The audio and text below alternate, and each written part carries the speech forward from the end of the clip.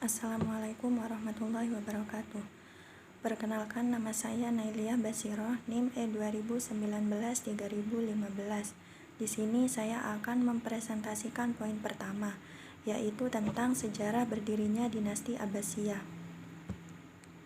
Secara kronologis, nama Abbasiyah menunjukkan nenek moyang dari Al-Abbas, Ali bin Abi Thalib dan Nabi Muhammad. Dinasti Abbasiyah didirikan oleh Abdullah As-Saffah bin Muhammad bin Ali bin Abdullah bin Al-Abbas.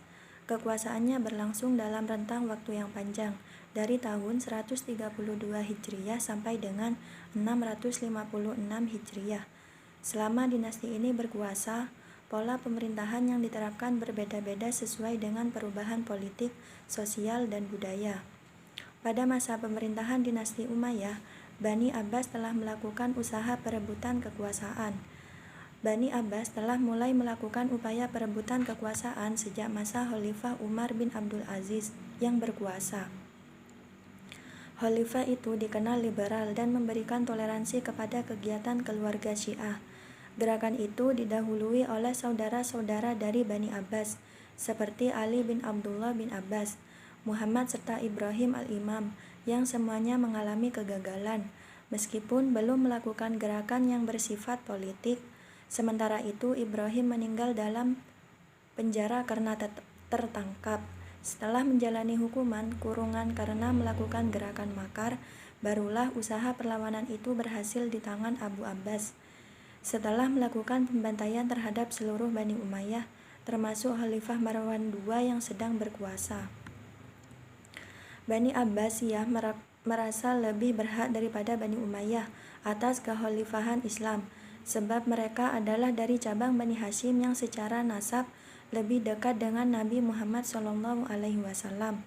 Menurut mereka, orang Bani Umayyah secara paksa menguasai khalifah melalui tragedi Perang Siffin. Oleh karena itu, untuk mendirikan dinasti Abbasiyah, mereka mengadakan gerakan yang luar biasa, melakukan pemberontakan terhadap Bani Umayyah. Pergantian kekuasaan dinasti Umayyah oleh dinasti Abbasiyah diwarnai dengan pertumpahan darah. Meskipun kedua dinasti ini berlatar belakang beragama Islam, akan tetapi dalam pergantian posisi pemerintahan melalui perlawanan yang panjang dalam sejarah Islam, disebut dalam sejarah bahwa berdirinya Bani Abbasiyah menjelang berakhirnya Bani Umayyah I terjadi bermacam-macam kekacauan yang antara lain disebabkan karena penindasan yang terus-menerus terhadap pengikut Ali dan Bani Hashim pada umumnya, merendahkan kaum muslimin yang bukan bangsa Arab sehingga mereka tidak diberi kesempatan dalam pemerintahan, pelanggaran terhadap ajaran Islam dan hak-hak asasi manusia dengan cara terang-terangan. Oleh karena itu, logis kalau Bani Hashim mencari jalan keluar dengan mendirikan gerakan rahasia untuk menumbangkan Bani Umayyah. Gerakan ini menghimpun keturunan Ali, keturunan Abbas, keturunan bangsa Persia. Mereka memusatkan kegiatannya di Khurasan. Dengan usaha ini, pada tahun 132 Hijriah, tumbanglah Bani Umayyah dengan terbunuhnya Marwan bin Muhammad, khalifah terakhir Bani Umayyah. Atas pembunuhan Marwan, mulailah berdiri Daulah Abbasiyah dengan diangkatnya khalifah yang pertama, yaitu Abdullah bin Muhammad dengan gelar Abu Abbas As-Saffah pada tahun 132 sampai 136 Hijriah. Pada awal kekhalifahan Bani Abbasiyah menggunakan Kufah sebagai pusat pemerintahan, dengan Abu As-Saffah sebagai khalifah pertama. Khalifah penggantinya Abu Ja'far al-Mansur 754 sampai dengan 775 Masehi memindahkan pusat pemerintahan ke Baghdad. Daulah Abbasiyah mengalami pergeseran dalam mengembangkan pemerintahan, sehingga dapatlah dikelompokkan masa Bani Abbasiyah menjadi ilmu periode sehubungan dengan corak pemerintahan. Sedangkan menurut asal-usul penguasa selama masa 508 tahun, Bani Abbasiyah mengalami 3 kali pergantian penguasa, yakni Bani Abbas, Bani Buwayhi, dan Bani Seljuk. Dalam bukunya mengemukakan bahwa pemerintahan Bani Abbasiyah dibagi ke dalam 5 periode, yakni periode pertama 750 sampai dengan 847 Masehi. Pada periode awal pemerintahan dinasti Abbasiyah masih menekankan pada kebijakan perluasan daerah.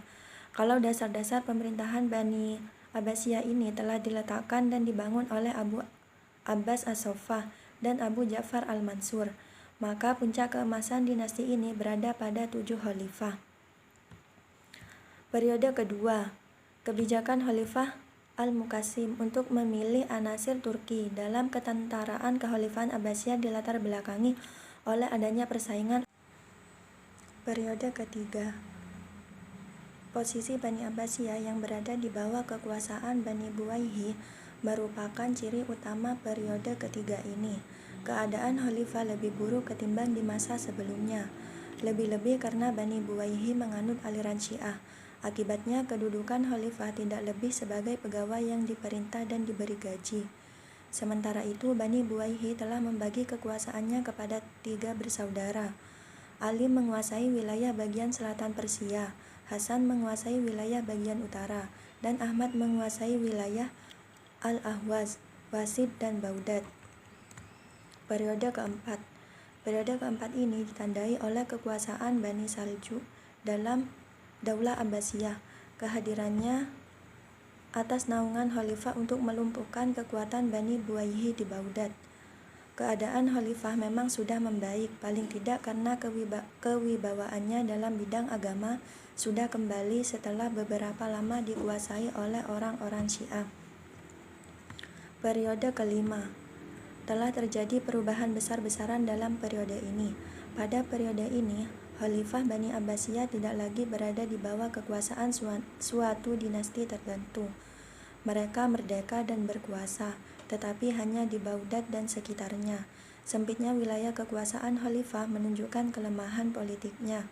Pada masa inilah tentara Mongol dan Tartar menghancurkan Baghdad tanpa perlawanan pada tahun 656 Hijriah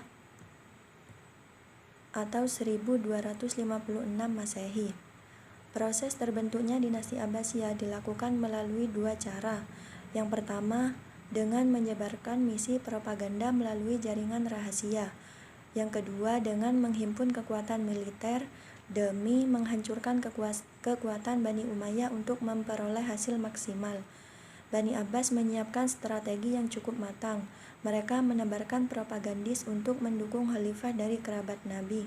Kemajuan dinasti Abbasiyah diperoleh seiring dengan membaiknya perekonomian yang mulai meningkat, terutama dari sektor pertanian melalui irigasi dan peningkatan hasil pertambangan seperti emas, perak, tembaga, dan besi. Kemajuan dalam sektor ini diikuti dengan perbaikan internal yang cukup bagus, baik dalam sistem administrasi dan pemerintahan yang menunjukkan kematangan dalam berpikir. Muhammad Nasir mengatakan pembentukan kekhalifahan Bani Abbasiyah melalui proses yang cukup panjang dan menggunakan strategi revolusi yang andal. Pertama, melalui kekuatan bawah tanah oleh Muhammad bin Abdullah bin Abbas. Assalamualaikum warahmatullahi wabarakatuh. Nama saya Sahila Iza Afkarina, NIM E2019-3012. Di sini saya akan meneruskan materi selanjutnya, yaitu pendiri dinasti Abbasiyah. Pemerintahan Abbasiyah berlangsung selama 524 tahun, dari tahun 132 Hijriah ke tahun 656 Hijriah adalah suatu masa yang cukup lama berkuasa. Namun perjalanan kekuasaan setiap khalifah berbeda satu sama lain. Oleh karena itu, para ahli sejarah berbeda pandangan dalam menentukan kekuasaannya kepada 3 masa, yaitu yang pertama tahun 132 sampai 232 Hijriah. Para khalifah Abbasiyah berkuasa penuh. Dan yang kedua tahun 232 sampai 590 Hijriah. Kekuasaan para khalifah Abbasiyah sebenarnya berada di tangan orang lain. Dan yang ketiga tahun 590 sampai 656 Hijriah. Kembalinya kekuasaan Abbasiyah di tangan mereka, tetapi hanya di sekitar Baghdad saja. Dan dalam periode pertama, semua wilayah kekuasaan Islam berada di tangan Abbasiyah kecuali Andalusia yang ada di bawah Bani Umayyah. Dalam Periode kedua, kekuasaan berada di tangan keluarga lain, yaitu di tangan orang-orang Turki, Bani Buwayh dan Bani Saljuk. Nah, dalam periode ketiga, kekuasaan berada di tangan para khalifah Abbasiyah lagi, yang wilayahnya telah menyempit hanya di sekitar ibu kota, yakni Baghdad saja. Nah, berikutnya yaitu pola pemerintahan Abbasiyah, dinasti Abbasiyah. Pada zaman Abbasiyah, konsep kekhalifahan berkembang sebagai sistem politik. Menurut pandangan para pemimpin dinasti Abbasiyah, kedaulatan yang ada pada pemerintahan khalifah adalah berasal dari Allah, bukan dari rakyat sebagaimana diaplikasikan oleh Abu Bakar dan Umar pada zaman Khulafaur Rasyidin. Hal ini dapat dilihat dengan perkataan Khalifah Al-Mansur, yaitu beliau berucap, "Saya adalah sultan, Tuhan di atas buminya." Pada zaman dinasti Abbasiyah, pola pemerintahan yang diterapkan berbeda-beda sesuai dengan perubahan politik, sosial, ekonomi, dan budaya. Sistem politik yang dijalankan oleh Daulah dinasti Abbasiyah yaitu antara lain: yang pertama, para khalifah tetap dari keturunan Arab, sedang para pejabat bisa berasal dari keturunan Mawali. Yang kedua, kota Baghdad digunakan sebagai ibu kota negara yang menjadi pusat kegiatan politik, ekonomi, sosial, dan kebudayaan. Yang ketiga, ilmu pengetahuan dipandang sebagai suatu yang sangat penting dan mulia. Yang keempat, kebebasan berpikir sebagai hak asasi manusia diakui sepenuhnya. Yang kelima, para menteri turunan Persia diberi kekuasaan penuh untuk menjalankan tugasnya dalam pemerintahan. Berikutnya yaitu ekspansi wilayah dinasti Abbasiyah. Pada masa Daulah Abbasiyah, luas wilayah kekuasaan Islam semakin bertambah dan Baghdad sebagai pusat pemerintahannya. Perluasan kekuasaan dan pengaruh wilayah kekuasaan Islam amat luas, yaitu meliputi wilayah yang telah dikuasai oleh Hijaz, Yaman Utara dan Selatan, Oman, Kuwait, Iran atau Persia, Yordania, Palestina, Lebanon, Mesir, Tunisia, ada Aljazair, Maroko, Spanyol, Afghanistan, dan Pakistan, Turki, Cina, yang terakhir India. Yang terakhir, peradaban Islam pada masa dinasti Abbasiyah. Yang pertama ada peradaban Islam mengalami puncak kejayaan pada masa Daulah Abbasiyah. Yang kedua, masa pemerintahan Daulah Abbasiyah khususnya pada masa Khalifah Harun ar-Rasyid dan putranya Al-Ma'mun adalah masa keemasan ilmu dan kebudayaan dalam dunia Islam. Yang ketiga, para ilmuwan muslim menjelajahi 3 benua untuk menuntut ilmu pengetahuan. Ketiga benua yang dipilih adalah benua Asia, Eropa, dan Afrika. Yang keempat, setelah kembali dari tempat pengembaraan para ilmuwan muslim membaca dan menerjemahkan buku-buku tersebut. Dari buku-buku itulah masyarakat muslim saat itu belajar dan terus mengembangkan pengetahuannya di berbagai masjid yang saat itu dijadikan sebagai pusat pendidikan. Assalamualaikum warahmatullahi wabarakatuh. Perkenalkan, nama saya Siti Nurrohma, NIM E 2019-3021. Di sini saya akan melanjutkan materi sebelumnya, yaitu tentang pembentukan dinasti Abbasiyah yang kedua. Yaitu pembentukan dinasti Abbasiyah yang kedua melalui upaya-upaya propaganda terus-menerus dan bersifat rahasia tentang hak kekhalifahan yang seharusnya berada di tangan Bani Hashim, bukan Bani Umayyah. Yang ketiga, pemanfaatan kaum muslim non-Arab yang sejak lama merasa dikelas duakan. Keempat, propaganda terang-terangan yang dipimpin oleh Abu Muslim Al-Khurasani. Kekuasaan Daulah Abbasiyah berlangsung terlebih kurang selama 524 tahun. Khalifah pertama adalah Abu al-Abbas as-Saffah 132 sampai 136 Hijriah atau 750 sampai 754 Masehi. Adapun Khalifah terakhir Abu Ahmad Abdullah Al-Mu'tasim 641 sampai 656 Hijriah atau 1243 sampai 1256 Masehi. Karena kekuasaan daulah ini terlama sepanjang sejarah Islam klasik, para sejarawan membaginya menjadi beberapa periode. Ahmad Syalabi membagi menjadi 3 periode, yaitu periode pertama berlangsung dari tahun 132 sampai 232 Hijriah atau 750 sampai 847 Masehi, yaitu semenjak kekuasaan Abu al-Abbas as-Saffah sampai Abu al-Fath al-Ja'far al-Mutawakkil. Kekuasaan pada periode ini di tangan para khalifah. Pada khalifah periode ini, pahlawan-pahlawan memimpin angkatan tentara dan mengarungi peperangan. Periode pertama disebut periode pengaruh Persia pertama. Periode pertama pemerintahan Bani Abbasiyah mencapai masa keemasan secara politik. Para khalifah betul-betul tokoh yang kuat dan merupakan pusat kekuasaan politik dan agama sekaligus. Di sisi lain, kemakmuran masyarakat mencapai tingkat tertinggi. Periode ini juga berhasil menyiapkan landasan bagi perkembangan filsafat dan ilmu pengetahuan dalam Islam. Masa pemerintahan Abu al-Abbas, pendiri dinasti ini, sangat singkat, yaitu dari tahun 750 Masehi sampai 754 Masehi. Karena itu, pembina sebenarnya dari Daulah Abbasiyah adalah Abu Ja'far al-Mansur 754 sampai 775 Masehi.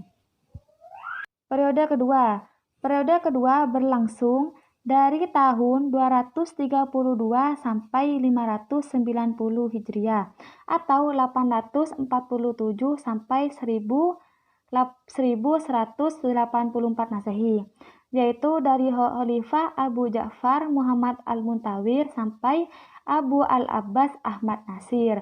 Periode ini kekuasaan politik berpindah dari tangan Khalifah kepada golongan Turki selama 232 sampai 234 Hijriah. Bani Buai dari 334 sampai 447 Hijriah dan Bani Saljuk dari 447 sampai 590 Hijriah. Periode kedua disebut periode pengaruh Turki pertama. Pada periode ini, perkembangan peradaban dan kemajuan besar yang dicapai dinasti Abbasiyah pada periode pertama telah mendorong para penguasa untuk hidup mewah. Kehidupan mewah para khalifah ini ditiru oleh hartawan dan anak-anak pejabat. Periode ketiga berlangsung dari tahun 590 sampai 656 Hijriah. Pada masa ini, kekuasaan kembali ke tangan khalifah, namun terbatas hanya pada daerah Baghdad dan sekitarnya. Akhirnya, dinasti ini runtuh setelah mendapat serangan dari Mongol yang dipimpin Hulagu pada 656 Hijriah atau 1258 Masehi. Bila dilihat dari masa pemerintahan dua khalifah pertama, yaitu Abu al-Abbas as-Saffah dan Abu Ja'far al-Mansur, merupakan masa pembentukan dan konsolidasi orientasi pemerintahan di antara keduanya. Al-Mansur yang paling gigih dan pembina Daulah Abbasiyah. Hal ini karena masa pemerintahan al-Saffah berlangsung hanya 4 tahun. Untuk menetapkan posisi daulah yang baru berdiri, Al-Mansur menghadapi lawan-lawan politiknya dengan keras, termasuk Abu Muslim Al-Khurasani yang menjadi tokoh penting pada masa revolusi juga dibunuh karena dikhawatirkan akan menjadi persaingan di kemudian hari.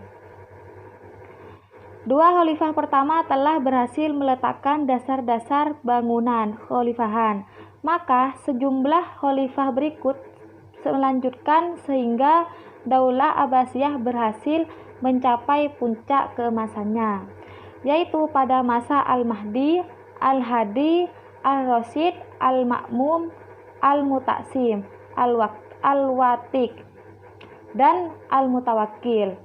Al-Mahdi berhasil membawa kehidupan perekonomian, meningkatkan dengan cara memperbaiki sistem pertanian dan perdagangan. Perbaikan irigasi menyebabkan produksi gandum, kurma, dan zaitun melimpah. Lancarnya arus perdagangan antara timur dan barat menjadikan Baghdad sebagai pusat perekonomian. Hal ini semakin memperkokoh kemakmuran Daulah Abbasiyah. Adapun di masa pemerintahan Harun al-Rasyid dan putranya Al-Ma'mun merupakan puncak kejayaan Daulah Abbasiyah dalam bidang ilmu pengetahuan, kebudayaan, dan perekonomian. Meninggal Harun al-Rasyid, khalifahan dipegang oleh Al-Ma'mun. Ia dikenal sebagai khalifah yang sangat cinta kepada ilmu pengetahuan dan filsafat.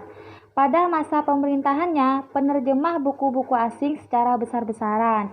Untuk menerjemahkan buku-buku Yunani, ia mengaji penerjemah-penerjemah dari golongan Kristen dan penganut agama yang ahli. Ia juga banyak mendirikan sekolah. Salah satu karya besarnya yang terpenting adalah Baitul Hikmah, pusat penerjemah yang berfungsi sebagai perguruan tinggi dan perpustakaan yang besar. Pada masa Al-Ma'mun, inilah Baghdad mulai menjadi pusat kebudayaan dan ilmu pengetahuan. Sejarah Khalifah Al-Ma'mun kemudian digantikan oleh Al-Mu'tasim. Berbeda dengan khalifah-khalifah terdahulu yang banyak berafiliasi dengan Persia. Al-Mu'tasim 833 Masehi sampai 842 Masehi, seorang khalifah keturunan Turki, mulai memasukkan unsur-unsur Turki ke dalam pemerintahan. Ia merekrut orang-orang Turki secara profesional untuk menjadi pegawai, untuk menjadi pengawalnya, serta menjadikan mereka sebagai tentara bayaran profesional. Hal itu belum ada sebelum zaman Al-Mu'tasim. Selanjutnya, Al-Mutawakkil. Al-Mutawakkil merupakan khalifah besar terakhir di masa puncak kejayaan Daulah Abbasiyah. Khalifah-khalifah sesudahnya pada umumnya lemah dan tidak dapat melawan kehendak jenderal Turki. Akhirnya ibu kota pindah kembali ke Baghdad oleh Khalifah Al-Mu'tadid dari masa Al-Mutawakkil sampai Al-Mu'tasim. Khalifah terakhir meskipun jarak waktunya panjang, tetapi kondisi pemerintahan dan politik mengalami disintegrasi sehingga akhirnya mengalami kemunduran dan dijatuhkan oleh serangan tentara Hulagu dan Mongol pada 1258 Masehi. Assalamualaikum warahmatullahi wabarakatuh. Di sini saya Samsudin, ini 2019-2017. Di sini saya akan menjelaskan tentang ini kota-kota besar dan berbagai peninggalan yang saat ini itu masih dapat kita lihat gitu oleh umat Islam. Nah, salah satunya tempat-tempat belajar. Nah, ini di sini ada khutbah tempat belajar untuk tingkat pendidikan rendah dan menengah itu pada saat masa Bani Abbasiyah ini gitu. Tuh.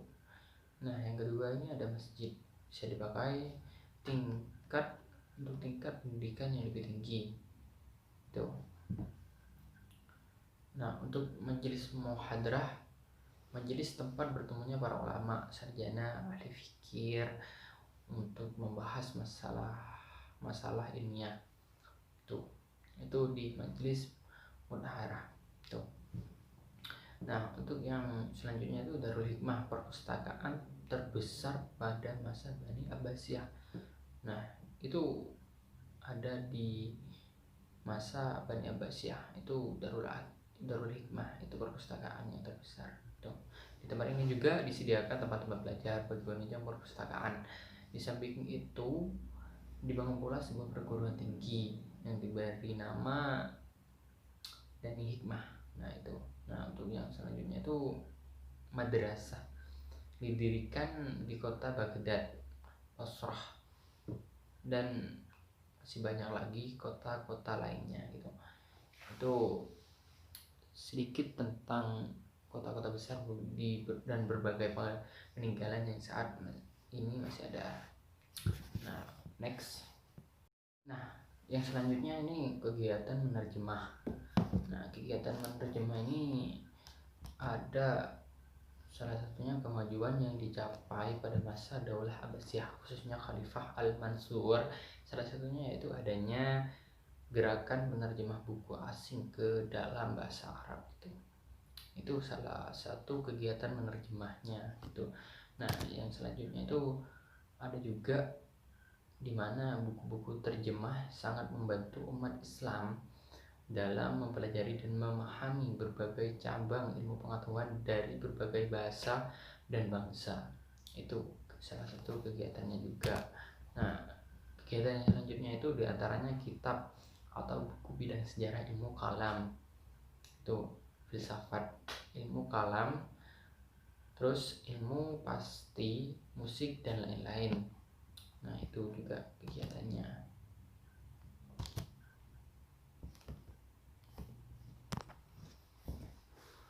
Nah untuk yang selanjutnya ini pusat-pusat kegiatan ilmu pengetahuan. Ini salah satunya itu kota-kota yang menjadi pusat ilmu pengetahuan pada masa Daulah Abbasiyah terus bertambah. Itu kegiatannya. Jadi perkembangan Daulah Abbasiyah ini semakin berkembang gitu, semakin bertambah pada masa itu gitu. Nah, terus kota-kota yang menjadi pusat ilmu pengetahuan oleh khalifah dilengkapi dengan berbagai fasilitas atau perlengkapan. Nah, itu juga termasuk apa ya? Perkembangannya gitu. Jadinya tambah bagus gitu. Nah, yang selanjutnya hal ini dilakukan untuk mempermudah kaum muslimin mencari sumber dan informasi tentang ilmu pengetahuan yang diminati gitu. Nah, yang selanjutnya adapun kota-kota besar yang menjadi pusat pengembangan ilmu pengetahuan yaitu ada di Mekah, juga Madinah, Kufah, Damaskus, Fustat, dan Kairawan. Nah itu. Nah yang selanjutnya, sedangkan beberapa kota baru yang dibuka sebagai pusat pengetahuan pada masa Bani Abbasiyah ini ada Baghdad, Isfahan, dan lain-lain gitu. Itu yang masih baru dibuka. Nah untuk yang selanjutnya di bidang sosial dan budaya. Di antaranya kemajuan dalam bidang sosial budaya adalah terjadi proses akulturasi. Akulturasi ini perpaduan dan asimilasi perkembangan masyarakat. Nah, untuk yang selanjutnya ini seni arsitektur yang dipakai dalam pembangunan istana dan kota-kota seperti pada istana Khosrul Zabi dan Khosrul Khuldi. Nah, untuk yang selanjutnya ini kemajuan juga terjadi pada bidang sastra, bahasa, dan seni musik. Nah, yang selanjutnya pada masa ini lahir seorang sastrawan dan budayawan yang terkenal. Nah, seperti Abu Nawas, terus Abu At-Tahiyah Al-Mutanabi, Abdullah bin Mukafah, dan lain-lain. Karya buah pikiran mereka masih dapat dibaca hingga saat ini. Nah, untuk yang selanjutnya ini bidang politik dan militer. Nah, pemerintah dinasti Abbasiyah membentuk Departemen Pertahanan dan Keamanan yang disebut Diawul Jundi. Nah, yang kedua, departemen ini yang mengatur semua yang berkaitan dengan kemiliteran dan pertahanan keamanan. Nah, yang ketiga, membentuk lembaga ini didasari atas kenyataan politik militer bahwa pemerintah dinasti Abbasiyah ini banyak terjadi pemberontakan dan bahkan beberapa wilayah berusaha memisahkan diri dari pemerintah dinasti Abbasiyah. Nah, tokoh-tokoh yang berperan dalam kemajuan peradaban Islam pada masa Daulah Abbasiyah ini antara lain Khalifah Abu Ja'far al-Mansur. Nah, yang kedua Khalifah Harun ar-Rasyid. Nah, yang ketiga Khalifah Abdullah al-Makmun. Nah, itu saja yang dapat saya sampaikan, dan terima kasih atas perhatiannya. Kurang dan lebihnya mohon maaf dari kami kelompok 3 selaku pemateri pada presentasi kali ini. Kurang lebih dan lebihnya mohon maaf. Assalamualaikum warahmatullahi wabarakatuh.